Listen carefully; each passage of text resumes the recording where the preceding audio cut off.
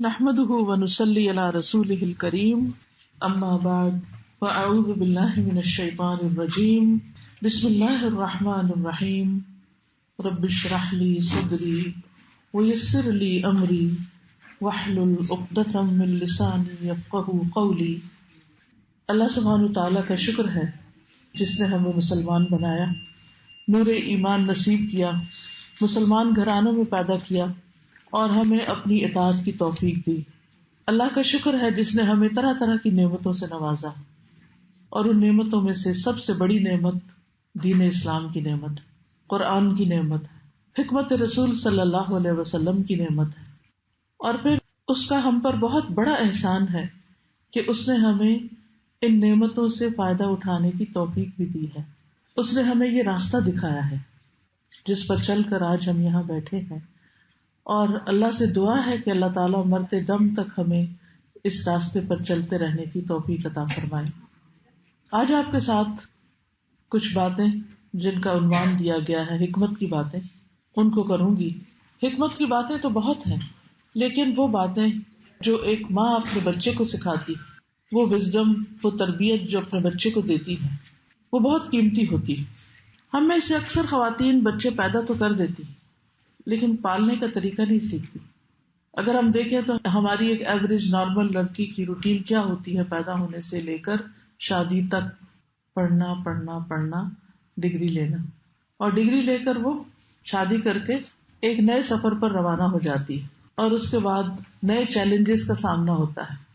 اس degree میں کچھ اور پڑھ رکھا ہوتا ہے اور حقیقی دنیا، پریکٹیکل لائف کچھ اور ہوتی۔ اسی لیے آپ نے دیکھا ہوگا کہ بہت سے ایسے لوگ کہ جو بہت پڑھے لکھے بھی ہوتے ہیں لیکن انہیں باہم نباہ کرنا نہیں آتا، شوہر کو اپنی ذمہ داریاں اٹھانی نہیں آتی، اور بیوی کو شوہر کا دل لبھانا نہیں آتا، لہذا اس کے نتیجے میں بچوں کی تربیت بھی صحیح طور پر ہو نہیں پاتی۔ اور بچوں کی تربیت کے بارے میں عموماً ہمارے اسلامی معاشرے میں بہت کم کتابیں پائی جاتی ہیں، بہت کم چیزیں پائی جاتی ہیں، اور خصوصاً آج سے کوئی 50 سال پہلے تو بہت ہی کم لٹریچر تھا، اسکیٹرڈ چیزیں تھیں، لیکن چونکہ چیلنجز اتنے نہیں تھے اس لیے اس کو اتنا موضوع بحث نہیں بنایا گیا، اس پر بہت کچھ لکھا بھی نہیں گیا۔ میں سمجھتی ہوں کہ اگر ماں اپنی تربیت کا انتظام کر لیتی ہے تو بچوں کی تربیت ساتھ ساتھ ہوتی چلی جاتی۔ ایک ماں جس کے دل میں اللہ کا ڈر ہو، تقویٰ ہو، اللہ کی محبت ہو، اس کے دین کی محبت ہو، وہ خود نمازوں کی پابند ہو، جھوٹ سے پرہیز کرتی ہو، اخلاق، آداب اور بہترین مینرز اس کے اندر ہوں، تو یہ چیزیں آٹومیٹیکلی اولاد کے اندر ٹرانسفر ہونا شروع ہو جاتی۔ اس ماں کی بات میں بھی بہت بڑا اثر ہوتا ہے کیونکہ وہ خود باعمل ہے۔ اکثر لوگ مجھ سے پوچھتے ہیں کہ بچوں کی تربیت کیسے کریں، تو میں ان سے یہی کہتی ہوں کہ آپ اپنی تربیت کا بندوبست کر لیں، بچوں کی ساتھ ہی ہو جائے گی، کیونکہ ہم بھی ہیومن بینگز ہیں، وہ بھی جن چیزوں سے ہمیں فائدہ ہوگا ان چیزوں سے ان کو بھی فائدہ ہوگا۔ ان کی تربیت کرنے کے لیے ہمیں رول ماڈل بننا ہوگا، ایک اچھا نمونہ بننا ہوگا، تو اس لیے بہت ضروری ہے کہ ہم نمبر 1 اچھا نمونہ بنے، نمبر 2 اپنے علم میں اضافے کی کوشش کرتے رہیں مستقل طور پر۔ یعنی ہمارا دین ہمیں کیا سکھاتا ہے کہ ہم کب سے کب تک پڑھیں، کیا اس میں کوئی گریڈز یا ڈگریاں متعین کر دی گئی ہیں؟ یہ تو بعد میں لوگوں نے خود ہی کسی کورس کا نام دینی کا نام عالمہ رکھ دیا، کسی کا فاضلہ رکھ دیا، کسی کا کچھ اور رکھ دیا۔ ہمارے دین کے اندر تو ایسی کوئی درجہ بندی نہیں۔ ہم سب کو جو بات سکھائی گئی اور وہ ہر ایک کے لیے ہے، وہ یہ کہ مہد سے لاحد تک علم حاصل کرو۔ مہد کہتے ہیں پنگوڑے کو، یعنی پیدائش سے لے کر مرتے دم تک علم حاصل کرتے رہو۔ لہذا ہم سب کو، چاہے ہم دنیاوی اعتبار سے کوئی ڈگری رکھتے ہوں یا نہ رکھتے ہوں، ہر ایک کو یہ بات ضروری ہے کہ وہ سیکھتا ہی رہے، چاہے اس کا حافظہ بہت اچھا ہے اور چاہے اس کا حافظہ اچھا نہیں۔ ضروری نہیں کہ ہر بات رٹی ہی جائے، اور ضروری نہیں کہ ہر بات زبانی یاد کر کے اس کو اپنے دل میں ہی رکھا جائے۔ جیسے ہم کھانا کھاتے ہیں تو ہم نے دیکھا ہوگا کہ کھانے کا صرف ایک حصہ ہوتا ہے، اور وہ بہت تھوڑا حصہ ہوتا ہے جو ہمارا جزو بدن بنتا ہے، جو ہمارا خون بنتا ہے، اور پھر وہ خون غذائیت لے کے اس کو پورے جسم میں پہنچاتا ہے اور سارے جسم کی ضرورت پوری کرتا ہے۔ اسی طرح علم ہوتا ہے، علم جب انسان حاصل کرتا ہے تو ضروری نہیں کہ وہ سارے کا سارا ہر وقت دل و دماغ میں حاضر رہے، بلکہ وہ ہمارے عمل کا ایک حصہ بن جاتا ہے، ہماری شخصیت کا حصہ بن جاتا ہے، ہمارے اندر جذب ہو جاتا ہے، اور اس کے بعد جب وہ ہمارے عمل میں آ جاتا ہے تو وہی دراصل ہمارے لیے طاقت کا ذریعہ بنتا ہے، وہی ہماری صحت کا ذریعہ یعنی روحانی صحت کا ذریعہ بنتا ہے۔ تو اس لیے بے حد ضروری ہے کہ ہم علم حاصل کرتے رہیں جب تک موت نہیں آ جاتی۔ اور ہمارے دین میں علم حاصل کرنے کو عبادت قرار دیا گیا ہے کہ یہ عبادت ہے، افضل عبادت ہے، کیونکہ کوئی عبادت اس کے بغیر ہو ہی نہیں سکتی، حتیٰ کہ انسان کا ایمان بھی اس کے بغیر درست نہیں ہو سکتا جب تک وہ علم حاصل نہیں کرتا۔ اسی لیے قرآن مجید میں آتا ہے فَاعْلَمْ أَنَّهُ لَا إِلَهَ إِلَّا اللَّهُ، علم حاصل کرو، جان لو کہ اللہ کے سوا کوئی الہ نہیں، یعنی اللہ کے ایک الہ اور ایک معبود ہونے کے لیے بھی تمہیں علم حاصل کرنا چاہیے، دلائل کے ساتھ، یقین کے ساتھ، روشنی کے ساتھ، پورے شرح صدر کے ساتھ اللہ پر ایمان ہونا چاہیے، ہمارا اپنا بھی اور ہمارے بچوں کا بھی۔ صرف اس لیے نہیں ہونا چاہیے مسلمان گھرانے میں پیدا ہوئے اگر ہم اس سے باہر نکلیں گے تو ہمارے لیے بڑی مشکل ہو جائے گی، نہیں، اس لیے کہ واقعی اللہ ایک ہے، واقعی دین اسلام سچ ہے، واقعی قرآن اللہ کی کتاب ہے، اور واقعی محمد رسول اللہ صلی اللہ علیہ وسلم آخری نبی ہے اور حق لے کر آئے ہیں۔ ان باتوں کا ہمیں اور ہمارے بچوں کو اچھی طرح دلائل کے ساتھ پتہ ہونا چاہیے اور اس چیز کا باقاعدہ علم حاصل کرنا چاہیے۔ اس کے بعد اللہ سبحانہ تعالیٰ کے ساتھ جب تعلق درست ہوتا ہے انسان کا اور انسان اللہ تعالیٰ کو پہچان لیتا ہے، اس کے دل میں ایمان آ جاتا ہے، اللہ کی محبت آ جاتی، اس کی خشیت آ جاتی ہے، اور اس کے ساتھ ایک ون آن ون بیس پر کنیکشن ہو جاتا ہے، تو پھر انسان کا دل چاہتا ہے کہ اس کے آگے جھکے، اس کی عبادت کرے اور اس کو اپنا رب مانے۔ پھر نماز پڑھنا اس کے لیے بوجھ نہیں ہوتا بلکہ وہ خوشی سے نماز ادا کرتا ہے۔ پھر اسی طرح باقی جو ذمہ داریاں ہیں، چاہے مال سے متعلق ہیں یا جاب سے متعلق ہیں، ان کو بھی وہ خوشی سے پوری کرتا ہے، کیونکہ وہ ان کو اپنے فرائض کی ادائیگی کا حصہ سمجھتا ہے۔ اللہ تعالیٰ کے ساتھ تعلق درست ہونے کے بعد وہ بندوں کے ساتھ جو معاملہ کرتا ہے وہ معاملہ بھی بہت بہترین ہوتا ہے۔ وہ کیسے؟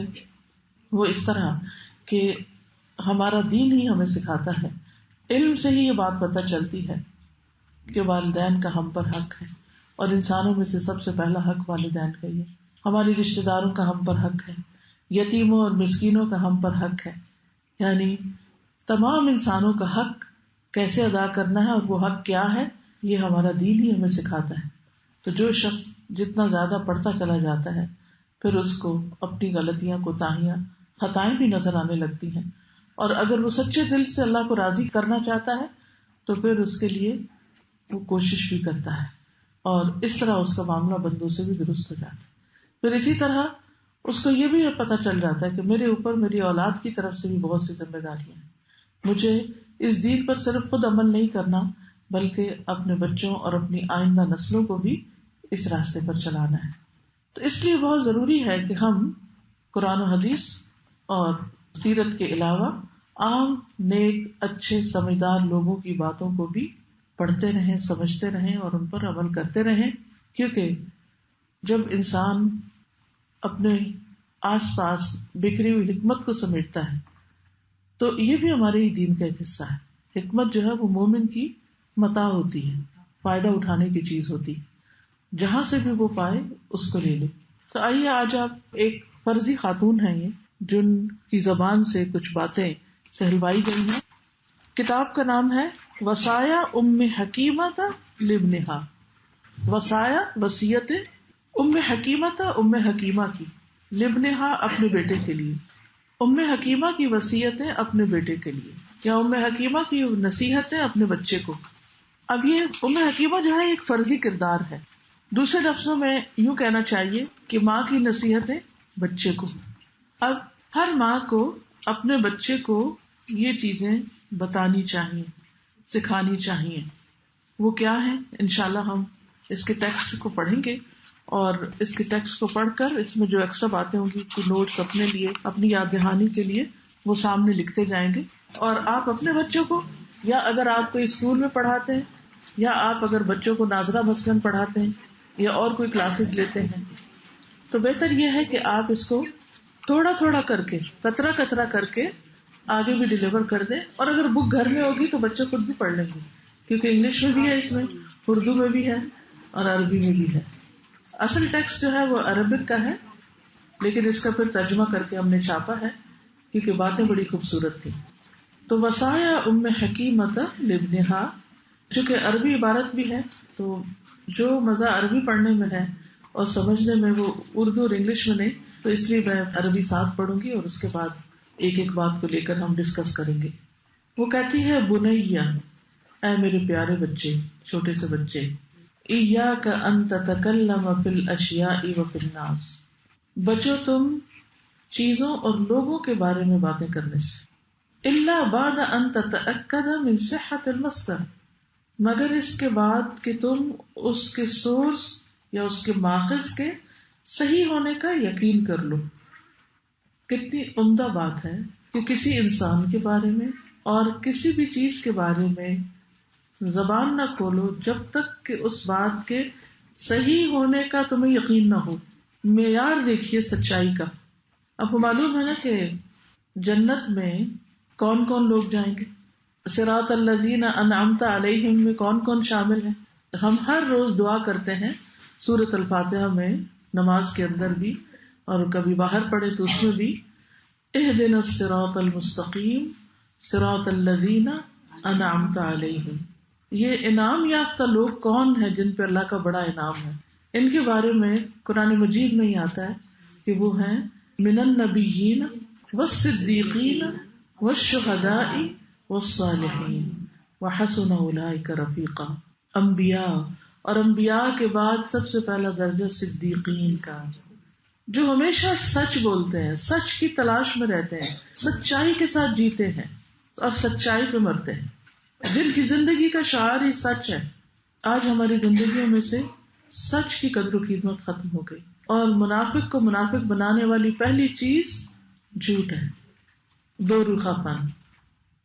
اب آپ دیکھیں، اگر ہم اس اصول کو اپنے لیے لے لیں کہ کسی چیز کے بارے میں کچھ نہیں کہنا جب تک کہ پکا یقین نہ ہو، اور کسی انسان کے بارے میں کوئی بات نہیں کرنی جب تک کہ ہم نے پوری طرح جان نہ لیا ہو کہ واقعی وہ ایسا ہے، تو ہماری کتنے فیصد باتیں ختم ہو جائیں گی. اول تو یہ چھوٹے ذہن کی علامت ہوتی ہے، چھوٹی سوچ ہوتی ہے کہ انسان بیٹھ کے لوگوں کو ڈسکس کرے، یا پھر چیزوں کے بارے میں، کبھی کھانے پینے کی، کبھی کسی چیز کی. ٹھیک ہے، انسان اس دنیا میں رہتا ہے، وہ فرشتہ نہیں ہے، اس نے کھانا پینا بھی ہے، اس نے گھر بھی چلانا ہے، اس نے لوگوں میں بھی رہنا ہے، اسے پہچان ہونی چاہیے، وہ پہچان کرے گا، جانے گا. لیکن یہی اس کی زندگی کا مقصد نہیں ہو جانا چاہیے کہ سارا وقت بس یہی کچھ کرتا رہے. اس سے آگے بڑھنا چاہیے. اب دیکھیے، کچھ انسان کی جسمانی ضروریات ہوتی، کچھ روحانی ضروریات ہوتی، کچھ ذہنی ضروریات ہوتی، کچھ جذباتی ضروریات ہوتی. ان سب کی تسکین کا سامان اللہ نے پیدا کیا ہے.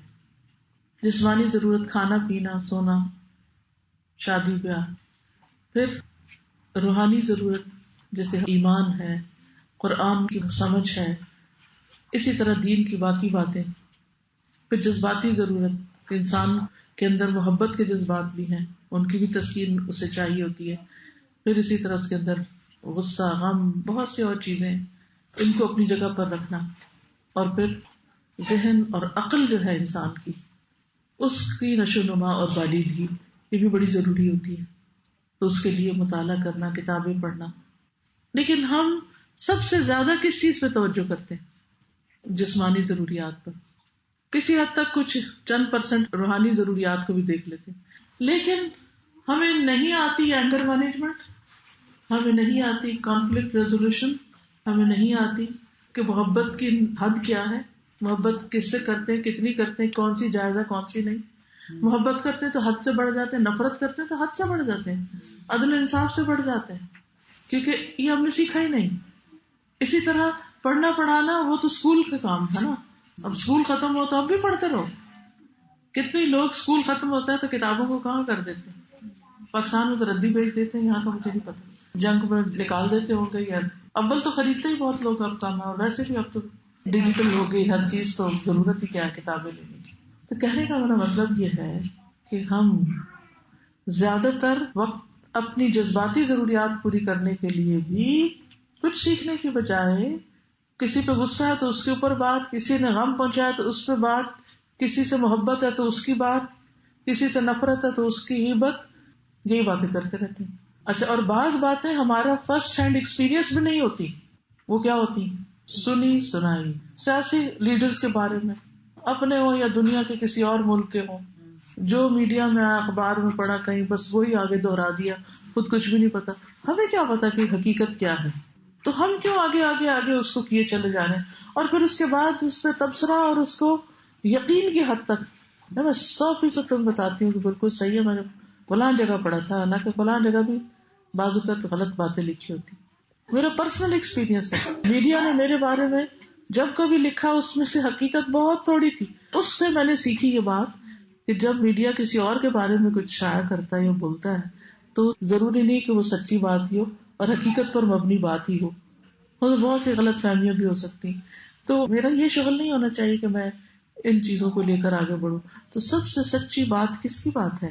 وَإِنَّ أَصْدَقَ الْحَدِيثِ کتاب اللہ.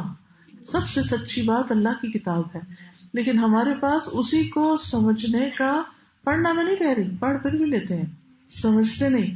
اسی کو سمجھنے کا وقت نہیں، نہ اپنی اولادوں کو سمجھانے کا وقت ہے، نہ اس کے لیے ہم وقت نکالتے ہیں اور نہ اس کو امپورٹنٹ سمجھتے ہیں، جو سب سے سچی بات ہے. اچھا، چیزوں کے بارے میں بھی ہمارا کیا طرز عمل ہے؟ سنی سنائی باتیں، یہ چیز گرم ہے، یہ ٹھنڈی ہے، یہ فلاں کو نہیں کھانی چاہیے، اس سے یہ ہو جاتا ہے، اس سے وہ، سب بغیر تصدیق شدہ چیزیں ایک سے دوسرے میں ٹرانسفر کرتی ہیں. اور پھر کوئی کہیں سے کسی چیز کے فائدے پڑھ لیتا ہے اور وہ سب کو ٹوٹ کے بتاتا پھرتا ہے. اور حالانکہ ہر ایک کا مزاج جو ہے وہ مختلف ہوتا ہے، ایک کمیز سب کو نہیں پوری آتی. اللہ نے ہر ایک کا مزاج الگ الگ بنایا. ایک شخص ایک چیز کھاتا ہے، اور اب تو آپ دیکھیں الرجیز کا دور ہے، ایک ہی چیز ایک بچہ کھاتا ہے، وہ اس کے لیے بہت مزے کی ہے اور دوسرے کے لیے وہ بیماری ہے. ایک ہی چیز ہے. تو اسی طرح ہر چیز جو ہے وہ ہر ایک کو سوٹ نہیں کرتی. تو ہمیں اپنا یہ مزاج بنانا ہے کہ بات وہ کرنی جس کا یقین ہو، نہیں تو چپ رکھے، اپنے آپ کو بند رکھے زبان. اور اسی طرح لوگوں کے بارے میں بھی اور چیزوں کے بارے میں بھی معلومات دوسروں کو وہ دیں جو اوتھینٹک ہو. جو اوتھینٹک نہیں اس کی ضرورت بھی نہیں. لیکن افسوس یہ کہ آج کل سوشل میڈیا کے اوپر جو معلومات ایک دوسرے کو فارورڈ کی جا رہی ہوتی ہیں ان میں سے اکثر کیونکہ بنیادی نہیں ہوتی.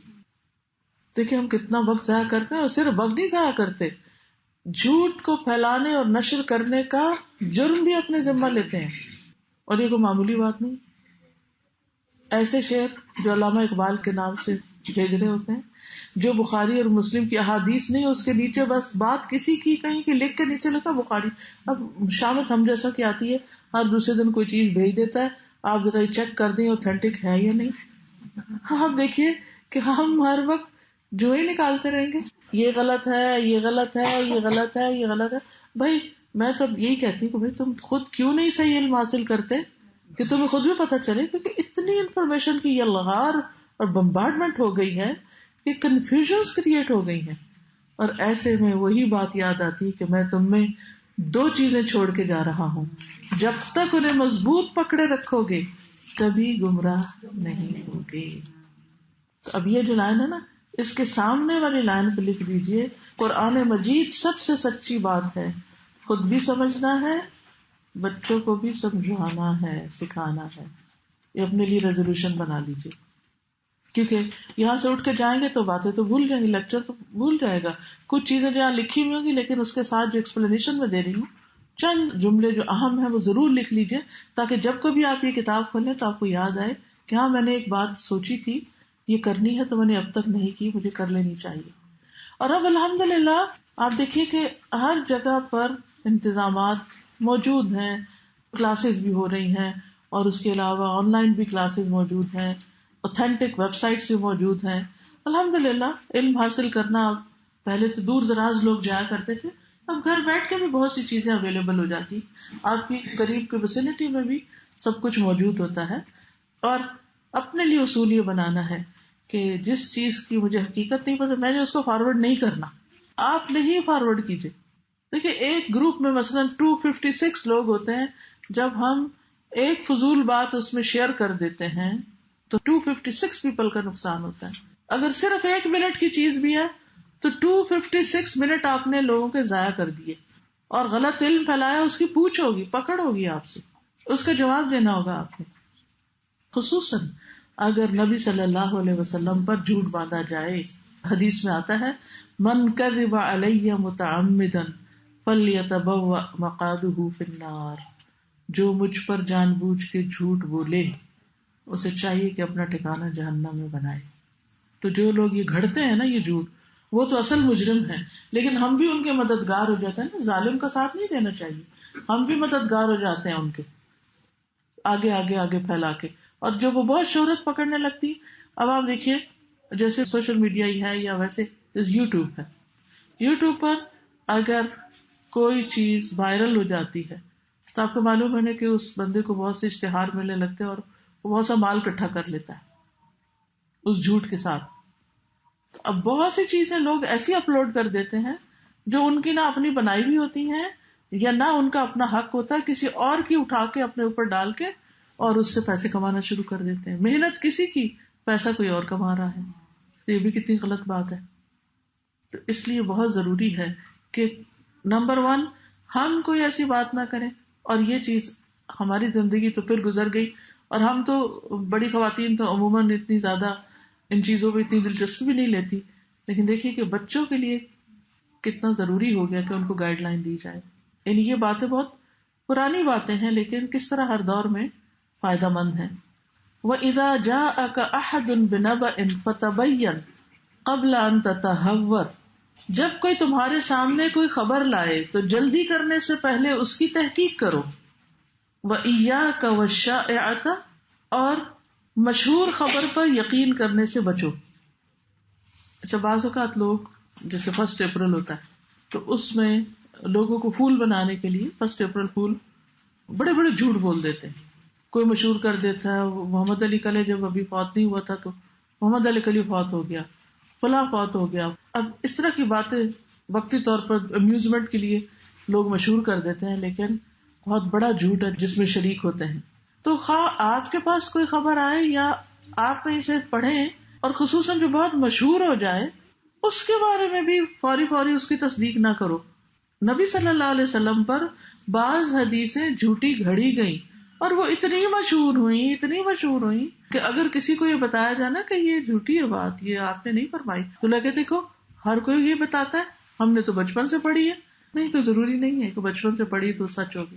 مثلاً وہ ایک مشہور حدیث ہے چین جانے والی، علم حاصل کرنے کے لیے اگر چین بھی جانا پڑے تو چلے جاؤ، یہ کوئی حدیث نہیں ہے.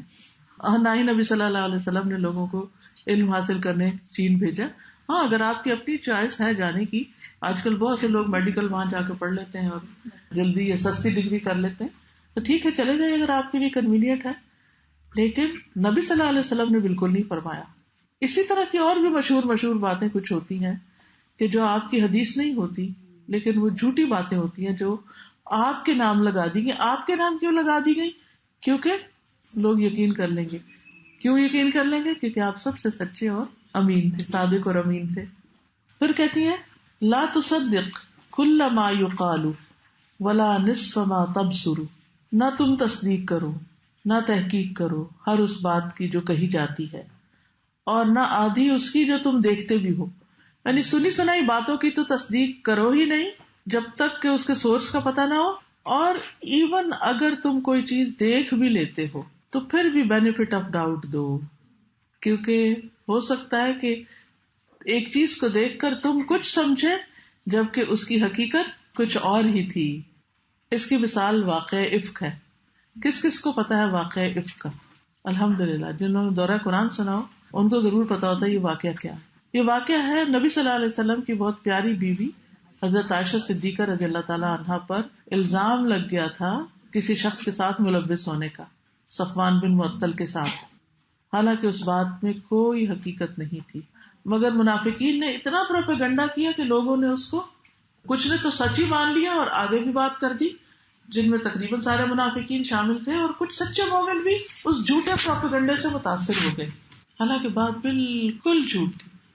وہ کیا تھی کہ حضرت عائشہ پیچھے رہ گئی تھی لشکر سے، اور جن کی ڈیوٹی تھی سامان وغیرہ کو اور پیچھے رہی بچی کچھ چیزیں دیکھنے کو، وہ جب آئے تو انہوں نے دیکھا کہ حضرت عائشہ ہے اور سوئی ہوئی ہیں اور قافلہ جا چکا ہے، تو انہوں نے انا للہ پڑھا اور وہ جاگ اٹھی اور ان کے آگے اونٹ کر دیا، وہ بیٹھ گئی اور وہ ان کو لے کے مدینہ، جو ہے وہ مدینہ میں انٹر ہوئے ان کو لے کر، تو کہا کہ یہ نبی کی بیوی تو نعوذ باللہ پیچھے رہی ہے اس شخص سے دوستی کی وجہ سے اور کوئی برا کام کر کے آئی ہے۔ کتنا بڑا جھوٹ تھا اور کتنا اس کو عام کر دیا گیا، صرف اس لیے کہ اب عبداللہ بن ابی کیا کہتا ہوگا کہ میں نے اپنی آنکھوں سے دیکھا اس کو ساتھ آتے بھی، تم نے آنکھوں سے دیکھا ہے صفوان کو حضرت عائشہ ایک طرح سے ان کو فیور کر کے ان کو لاتے ہوئے، تم نے یہ تھوڑی دیکھا کہ نعوذ باللہ اس نے کوئی برا کام ہے۔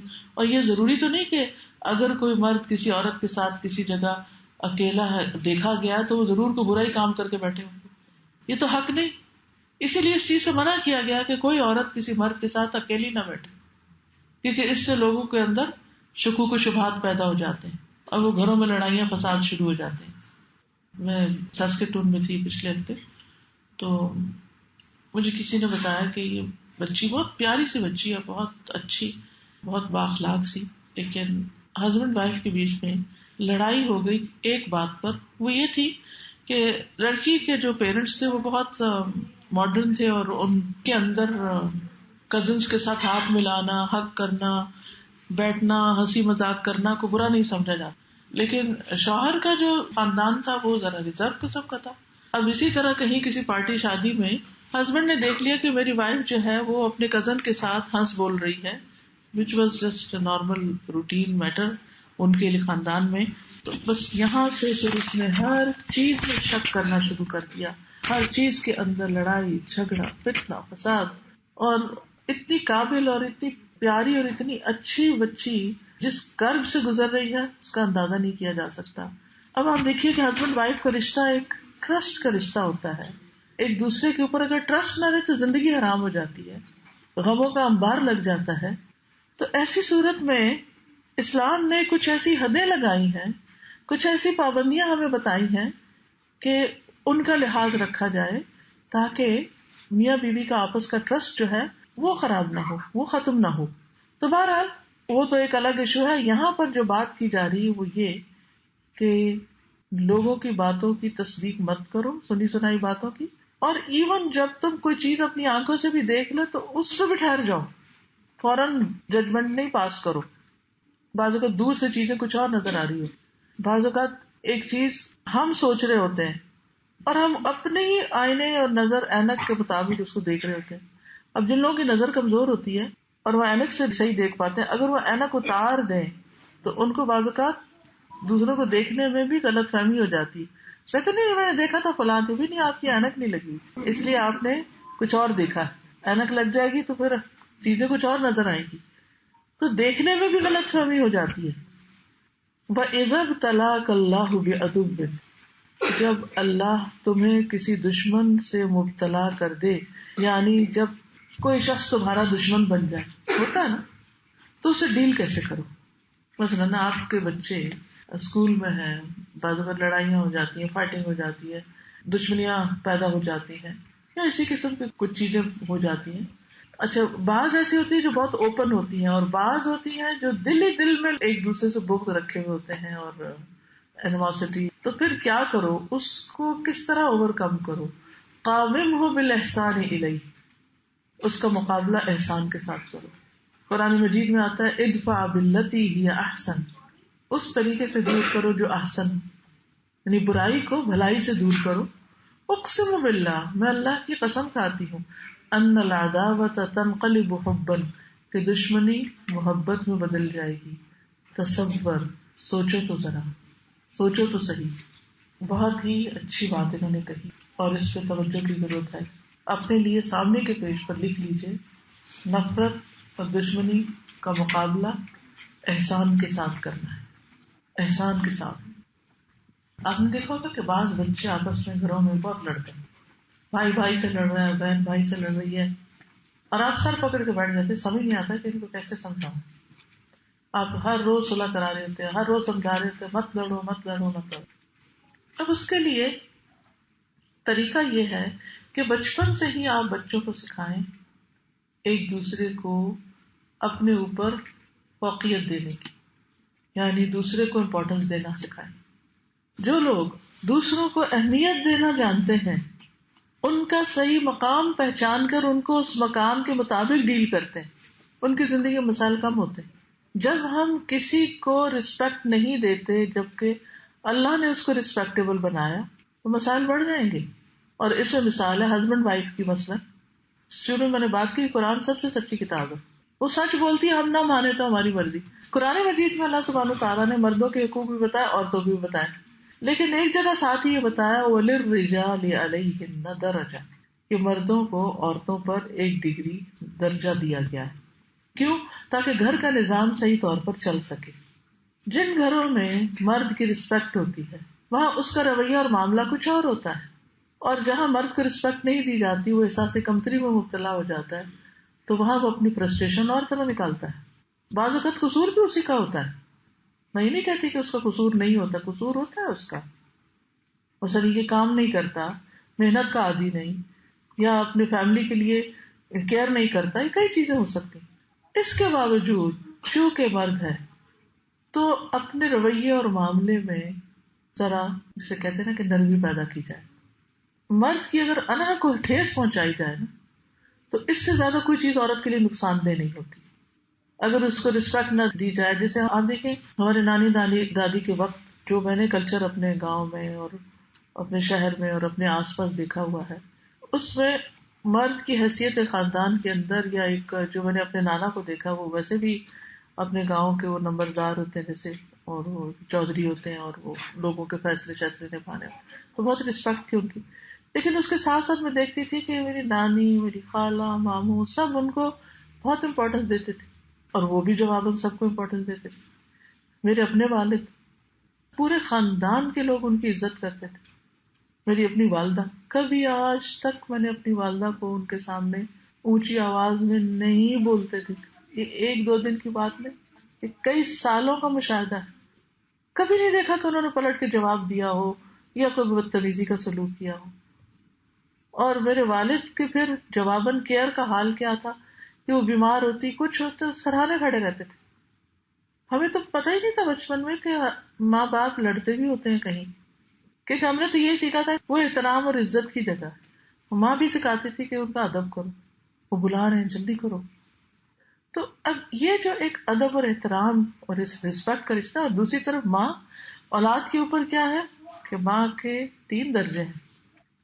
فلا تقل لهما اف ولا تنهرهما، ڈانٹ کے بات نہ کریں، سختی سے بات نہ کریں. وصاحبهما فی الدنیا معروفا، دنیا میں اچھے طریقے سے والدین سے زندگی بسر کریں. وقل لهما قولا کریما بھی آتا ہے کہ عزت سے بات کریں والدین سے. تو جب ہم ان رشتوں کو جن کو اللہ نے عزت دی ہے، مقام دیا، ان کا مقام پہچانتے ہیں تو کیا ہوتا ہے، ہمارا اپنا مقام بڑھتا ہے. یعنی عزت لینے والے کا نہیں، یاد رکھیے عزت دینے والے کی عزت ہوتی ہے. عزت دینے والا عزت حاصل کرتا ہے، کیونکہ اس کو سب لوگ دیکھ رہے ہیں نا کہ یہ بات کرتا ہے تو اچھے طریقے سے کرتا ہے، یہ معاملہ کرتا ہے تو اچھا کرتا ہے، تو خود بخود دوسرے لوگوں کے دل میں اس کی عزت بن جاتی. لیکن ہم عام طور پر اس اصول قاعدے کو نہیں سمجھتے. تو یہاں پر یہ کہتے ہیں کہ باقیوں کو تو عزت دینا تو دینا، اپنے دشمن کے ساتھ بھی احسان کرو. اچھا، ہر خاندان کے اندر تقریباً یہ ہوتا ہے کہ کچھ رشتے ایسے ہوتے ہیں جن میں کمپٹیشن ہوتا ہے، جیسے دیورانی جیٹھانی کا رشتہ ہے، یا اسی طرح نند بھاوج کا، یا ایون کچھ اور بھی ایسے بیچ میں آ جاتے ہیں جن کے ساتھ ایک خاموش کمپٹیشن چل رہا ہوتا ہے. اب جہاں یہ کمپٹیشن ہوتا ہے نا، وہاں دل بہت اچھے ایک دوسرے کے لیے نہیں ہوتے، کیونکہ وہ تھوڑی تھوڑی جیلسی بھی ہوتی ہے. اب جب جیلسی دل میں آ جاتی ہے تو پھر آپ دوسرے شخص کو کہیں نہ کہیں سے کاٹنے کی کوشش کرتے ہیں، اس کی بات کو رد کرنے کی، اس کو تھوڑا لیٹ ڈاؤن کرنے کی، کیونکہ آپ ڈیفینسو موڈ میں ہوتے ہیں نا. تو جب انسان ڈیفینسو موڈ میں ہوتا ہے تو کہیں نہ کہیں کچھ نہ کچھ مارتا رہتا ہے دوسرے کو. نتیجہ کیا ہوتا ہے، وہ تعلقات کبھی بھی اچھے نہیں ہوتے. کوئی بات نہیں، بھلے آپ کے دل میں دوسرے کے لیے کوئی تکلیف بھی ہے تو بھی اچھا معاملہ کریں، تو بھی احسان کا کریں، تو بھی رسپیکٹ کا کریں. چاہے اپنے دل کو برا لگ رہا ہے، نفس کے اوپر ہارڈ ہے، کوئی بات نہیں، کنٹرول کریں اس کو تھوڑی دیر کے لیے، اور دوسرے سے سلام میں پہل کریں، حال پوچھیں، مدد کریں، آگے بڑھیں. آپ دیکھیں کہ حالات کیسے تبدیل ہو جاتے ہیں. یہ تو قرآن کا فارمولا ہے، ادفع باللتی ہی احسن فاذا الذی بینک وبینہ عداوۃ کأنہ ولی حمیم، کہ تمہارے اور اس کے درمیان اگر عداوت بھی ہے تو ایسا ہو جائے گا جیسے گہرا دلی دوست. نبی صلی اللہ علیہ وسلم کا کارنامہ یہی ہے کہ انہوں نے اپنے دشمنوں کو دوست بنایا. ہم اپنے محسنوں کو بھی اپنا دوست نہیں بنا سکتے. کیوں؟ ٹھیک ہے، زندگی میں کچھ لوگ بڑے سخت مزاج ہوتے ہیں، ہارڈ ہوتے ہیں، مشکل ہوتی ہے ڈیلنگ ان سے، لیکن ایوریج لوگوں سے ہمارا معاملہ کیا ہے؟ ہم کتنی دفعہ دن میں مسکراتے ہیں، کتنی دفعہ سلام میں پہل کرتے ہیں، کتنی دفعہ آرام سے بات کرتے ہیں جب کوئی ہم سے کوئی سوال کرے، پوچھے فلاں چیز کیا ہے. مثلا اکثر ہسبینڈ لوگ کیا کرتے ہیں، چابی کہیں لا کے رکھ دیتے ہیں، پھر صبح شور مچا دیتے ہیں، چابی کہاں ہے، چابی کہاں ہے، اور آپ نے کہیں رکھی بھی ہوتی ہے اور آپ بھی چپ کر کے کھڑے ہوتے ہیں. اچھا آج تو میں مزہ چکھاؤں گی. اصل مسئلہ تو یہ کہ ایک جگہ بنا دیں، اگر کچھ نے خود نہیں رکھا آپ جا کے وہاں لٹکا دیا کر، تاکہ صبح ہی شور ہی نہ اٹھے، وہاں سے خود ہی انہیں پتا ہو کہ بھی یہی چابی ملے گی، مل جائے گی. چھوٹی چھوٹی چیزوں سے بدمزگیاں شروع ہوتی ہیں، اور پھر اس وقت ہمارا رویہ جو ہوتا ہے وہ بہت تلخ ہو جاتا ہے، جس سے وہ تلخی لے کے نکلتے ہیں اور آپ تلخی لے کے پیچھے رہتی ہیں، اور زندگی جو ہے وہ دوبھر سے دوبھر ہوتی چلی جاتی ہے. تو اب کسی کو تو پہل کرنی ہے نا، تو نفرتوں کو ختم کریں. اور جو ابتدا کرتا ہے اچھے رویے کی، اس وقت بہت بھاری ہوتا ہے نفس پر کہ اس نے مجھے ہرٹ کیا تو میں تو نہیں ہوں، میں تو بولوں گی بھی نہیں. 3 دن میں وہ ہرٹ ٹھنڈی ہو جانی چاہیے، اور اس کے بعد یہ ہے کہ جو پہل کرے گا سارا ثواب اس کو مل جائے گا. 2 سلام کرنے والوں میں جو پہل کرتا ہے اس کا اجر زیادہ ہوتا ہے، کیونکہ ہمارا دل ہمیں کنٹرول کیے ہوئے، نفس کنٹرول کیے ہوئے، تو ہم یہ کر نہیں پاتے. تو آگے کیا ریزولوشن بنائیں گے، کیا لکھیں گے سامنے والے پیج پر؟ نفرتوں کو ختم کرنا ہے، برا کرنے والے سے اچھا کرنا ہے. آج جا کر کوشش کیجیے، جس شخص نے، کسی پرانی دوست نے کافی دن تک آپ کو کال نہیں کیا، آپ ذرا آج جا کے حال پوچھ لیں، دیکھیں کتنی خوش ہو جائے گی، اور جب وہ خوش ہوگی تو آپ بھی بہت خوش ہو جائیں گے. یا کسی ایسے رشتے کو جو منتظر رہتا ہے آپ کا، خاص طور پر ہمارے ماں باپ اور جب دور ہوں تو منتظر رہتے ہیں. سسرال والے تو اور بھی زیادہ، کہ کیا کرتے، کہہ بھی نہیں سکتے ہو لیکن دل بھی ان کا چاہ رہا ہوتا ہے کہ ہمیں پوچھ ہی لیں. عموماً شکوہ کیا ہوتا ہے، اس نے تو مجھے پوچھا تک نہیں، اس نے مجھے اگنور کر دیا. یہ اگنور کرنے کی فیلنگ نا بڑی تکلیف دہ ہوتی ہے. آپ کسی شادی میں گئے، کسی پارٹی میں گئے ہیں، آپ کسی کو گلے لگا لگا کے مل رہے ہیں، اور وہ بزرگ بوڑھی ساس آپ کی شکل دیکھ رہی ہے کہ کب فارغ ہوگی دوستوں سے جو میرے پاس بھی آئے. ہم چونکہ اس مقام پہ ابھی پہنچے نہیں نا، تو ہمیں پتہ بھی نہیں ہوتا کہ ان کی فیلنگس کیا ہے. نہیں تو جو بڑے ہوتے ہیں تو پھر احساس ہوتا ہے کہ بزرگوں کے پاس جا کے سلام کر کے ان کی دعا لینا زندگی میں کتنی خوشیاں لے آتا ہے. بعض اوقات ایسا ہوتا ہے کہ بچوں کا قصور ہوتا ہے، ماں باپ کا نہیں ہوتا، تو ہم بچوں کے قصور کی سزا ان کے ماں باپ کو بھی دے رہے ہوتے ہیں، حالانکہ ان کا نہیں. ویسے خالہ کے گھر رشتہ ہوا، ماموں کے گھر ہوا، نہیں بنی، اب خالہ ماموں سے بھی کاٹ لی. بھائی کیوں نہیں؟ انہوں نے اس وقت حق کی بات نہیں کی. حق کیا وہی ہے جو آپ کہتے ہیں، یعنی کہ ہم کیا چاہتے ہیں، یا تو لوگ ہماری حمایت میں بولے ورنہ وہ سب ہمارے دشمن ہیں، یا ہم ان سے دشمنی مول لے رہے ہیں. یہ ضروری تو نہیں ہوتا کہ ہر شخص آپ کے حق میں ہی بولے. اس لیے بہت ضروری ہے کہ برا کرنے والوں کے ساتھ اچھا کرنا، اور اللہ کی خاطر اور اللہ کے چہرے کی خاطر. اور یہ ہو نہیں سکتا جب تک صبر نہ ہو، اور صبر کرنے والوں کا اجر بے حساب، بے حساب. دادا میں نے ابھی جو کسی لیکچر کے دوران بات سیکھی کہ صبر کرنے کی جب بات آئی ہے تو جب 2 میں معاملہ ہو رہا ہے تو وہ صبر کرنے والی میں خود ہوں، میں صبر کو دوسرے پہ نہ ڈالوں. ایگزیکٹلی. ہمارا رویہ، میرا اپنا رویہ کہ اگر صبر کرنے کا معاملہ ہو تو دوسرا صبر کرے اور میں اپنی زبان استعمال کروں، یعنی اپنے سے شروع کیا جائے.